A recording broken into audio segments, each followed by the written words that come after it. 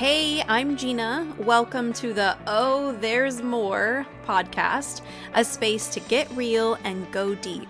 No more just checking the boxes and going through the motions. It's time to live out the beautiful life that God has written for you. In this episode, we'll talk about what community is and why we need it. I am really excited about today's episode because it's been an area where I found a lot of healing, and I just have a feeling that it's going to be encouraging. So I want to start with talking about what independence is, and more specifically, what it isn't, because I feel like it's a big reason why it's hard for us to know how to function within a healthy community. We believe that we are weak if we don't handle it all ourselves. That mindset of, I'm an independent woman and I don't need anyone. Listen, personally, I can build things. I can fix things. I have a ton of tools. I can move furniture around. I can start a fire. I don't know. There's lots of things that could fall into that category of not needing anyone else around. But that really stems from a place of having to prove something to someone. And I'm here to tell you that there's nothing you need to prove to anyone, and having people around you to support and help you is a must. And it's amazing. A lot of times we believe the lie that everything is all our responsibility, which is this false burden that we have chose to pick up and carry that was never ours in the first place. Or we believe a lie that only you can do it because it has to be done a certain way. And we call this independence, but it's actually a need to be in control so that we can feel safe. And control is actually rooted in fear. If we invite people into our space or our bubble, that means that we may not have control anymore, and that can feel really scary. It can feel vulnerable and uncomfortable. And that topic of control and fear is definitely one I will cover at some point in the future, because I have had quite the journey with that one. So anyways, as with almost anything, there is a spectrum. And on one side of this community spectrum, we can be sitting there saying, nope, I do not need community. I don't need people. I'm good by myself. I'm independent. Everything is fine. I'm an introvert. That was me many years ago, and it was what I did to keep myself, quote, safe. On the other side of that spectrum, we think we can't survive without people. We have this unhealthy attachment. We're overcome by loneliness. We need people in an unhealthy way, and so we'll find anybody to be around. And that was also me many years ago, at least when it came to relationships. And so God brought me to this middle ground. I think it happens so often in our journey with God and our journey of healing that we can go from like swinging one way, way far on the pendulum, and then swing way far the other way. And then we're kind of brought into this middle ground because we've gotten to experience the two ends of the spectrum, the two extremes, if you will. And in the middle of this community spectrum is God's design. It's healthy attachment. It's healthy communication and relationships with other. There is a Greek word called koinonia, and it means fellowship or to have in common or to share. And it relates to connection, to community. It's not just the simple meeting together weekly where relationships are surface level, though. It involves this deeper connection and sharing of the life that we've been given. Community looks like sharing in one another's burdens as well as the good times. If you like to learn and research, look into the difference between independent cultures like here in America versus interdependent cultures like those in Asia. Just as a very broad classification, independent cultures tend to be more self-focused, while interdependent cultures are more reliant on one another. It's just part of how they function and operate. We were created to have each other for support in every way, and that's not something that you find very often, both because of how our country is and also because some of us are used to having to hold it all down by ourselves. We don't even know how to rely on anyone else because that's not something that we've experienced in our lives. We can't understand how to function in community where there's trust and you believe that people are there to help you, where you don't feel like there are strings attached or that you owe something back if someone helps you because that's not territory you've been in before. Communal living is actually how I believe God's intended us to live, but here in the US, the American dream is to separate into your own little family unit and build whatever empire you can separate from others. I've seen many situations in the recent years where people have opened up their home to someone who needs a place to stay. And what I have learned personally from experiencing this, from benefiting from an open door into another's family's home, is that people don't just want a roof over their heads. That's like a basic need being met, and it's high priority, right? It's very important. We need to have a roof over our heads and food and water and safety. But beyond that, deeper than that, people want a place to belong. That means not just an exchange of money for a room, but things like meals together, a safe place to face the ups and downs of life, where you're not judged or worried all the time about being perfect so that you don't get kicked out, right? Community can be like a mirror too. It causes us to really look at some things within ourselves that aren't so pretty.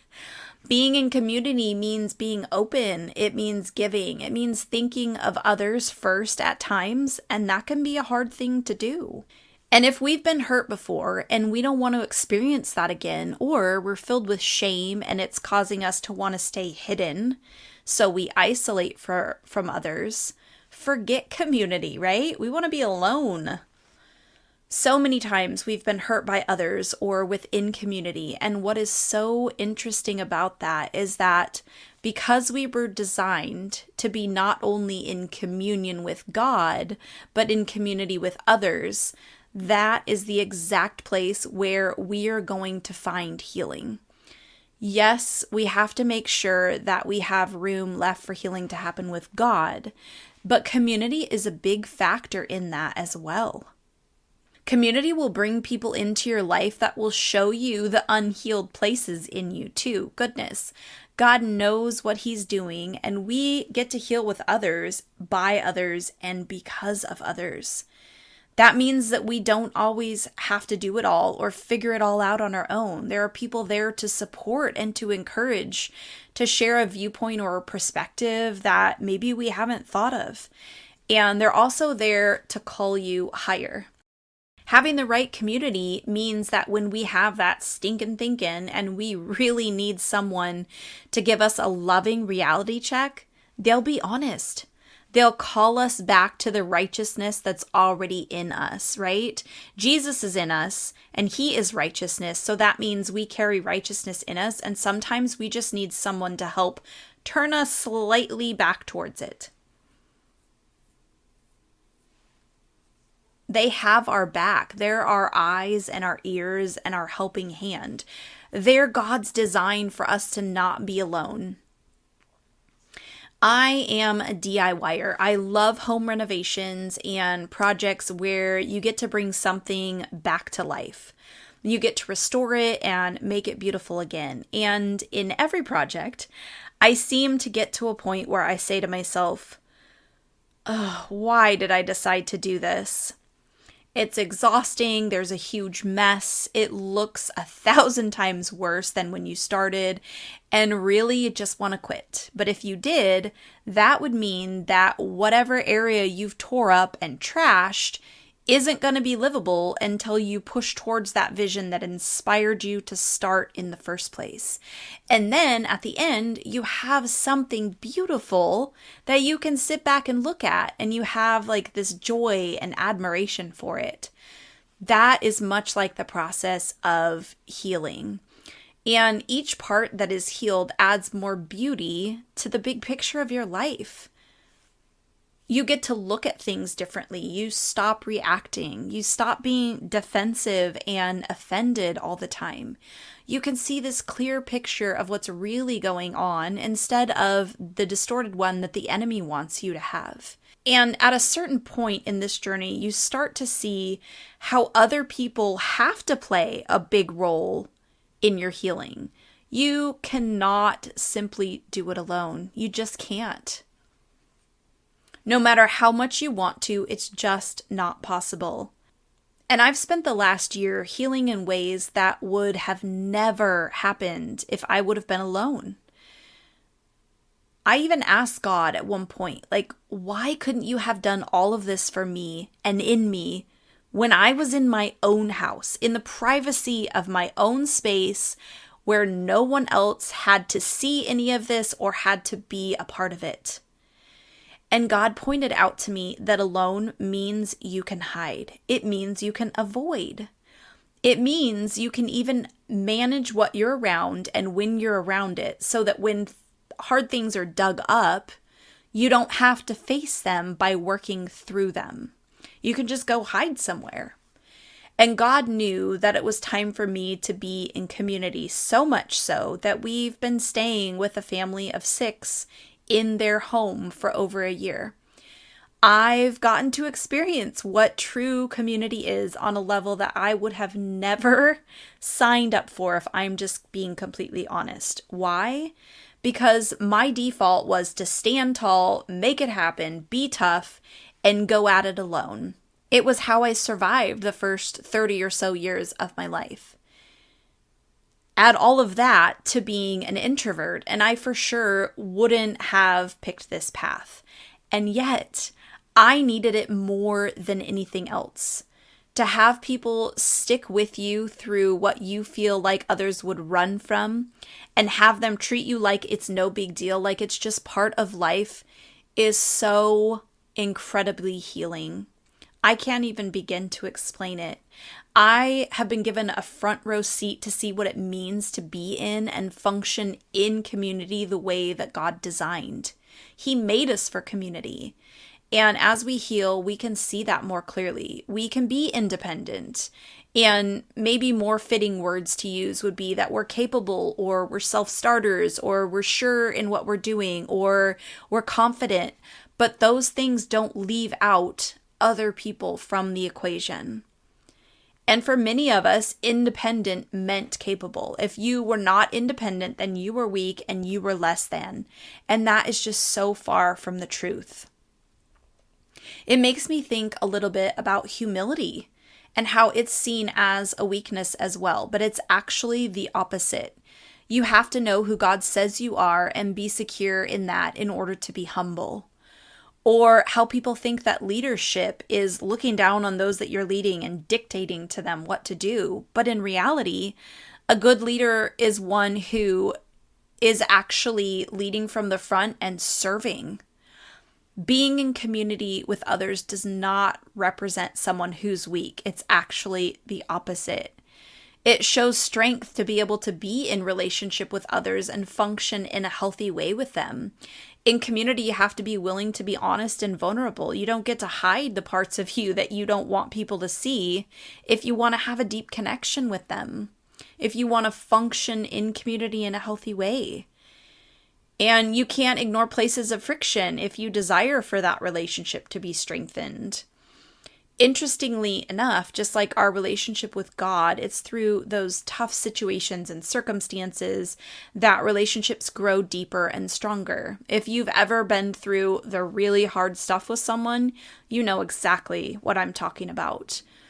When things fall apart and you can't hold in the parts of yourself that you try to keep hidden, and that person sticks around anyway and wrestles with you in the pit to help you come out, that is where bonds are built. Being with others gives you a place for something called attunement. It's where you share the deeper parts of your heart, and instead of them pulling back or changing the subject or making you feel less than, They come closer. They want to know more. They hold space for you to share where you're at and what's going on in your life. And the enemy so deeply desires us to stay in a place that's filled with hurt, which in turn will keep us holding on to offense and unforgiveness without even knowing it. And this keeps us from relationships with others. That self-protection kicks in and we just think that we are better off alone. It's safer if we're by ourselves. People won't have to see that other part of us and they won't reject us, right? There's no opportunity to be left alone and abandoned again if we're not in community. And isn't that exactly how the enemy would love to keep us? I grew up in the Pacific Northwest, just outside of Portland, Oregon, and at 18, I joined the Army and moved a whole 2 hours north to Tacoma, Washington. So for about 35 years, I lived in a place that was pretty rainy. I ended up moving to Southeast Washington to the desert for 7 years, and then came back over to what I call the rainy side of the Pacific Northwest, where I grew up. And when I came back, I realized I knew for those 35 years that it's rainy. Anybody that's heard of the Pacific Northwest even knows that it's known for how rainy it is and how green it is and beautiful, right? But I didn't realize how rainy it actually was until I left. And that's what healing will do. You step out of what feels like normal and you come into a place of being more healthy. And all of a sudden you're like, wow, I never realized what I was missing. I never realized how dysfunctional this was or how unhealthy this was. You just feel lighter and you get to see things through a different lens. And when you've been able to heal to a place where you can be in community and you want to be in community, where you're able to open yourself up to others in ways that you never would have dared before, there's that shame and rejection, the fear of abandonment or whatever else has been so heavily weighing you down that just will not be able to stop you from living with others in a full way. We heal in community with others to hold that space for us and with us. And it's such a beautiful gift that God has given to us. And just like healing can be something that we wince and pull away from because of the pain, the thought of community can be the same for us. But I want to encourage you once again to press in to find that community that will stick with you through the ups and downs, because they are just part of life. Find the people that will be honest with you, that will share with you their hearts and be able to help you see the things that you can't see so that you can face them and get to the other side of them. Community is actually a beautiful place where you get to flourish in ways that you simply can't without others. So don't be afraid. Don't let your past experiences with people deter you from finding your group of people, from finding that community that is needed for this next part of your life. If you enjoyed this episode and you'd like to help support the podcast, please subscribe, leave a rating or review, and share it with your people. You can go to my website, ginapeak.com, to find extra resources and info. Until next time.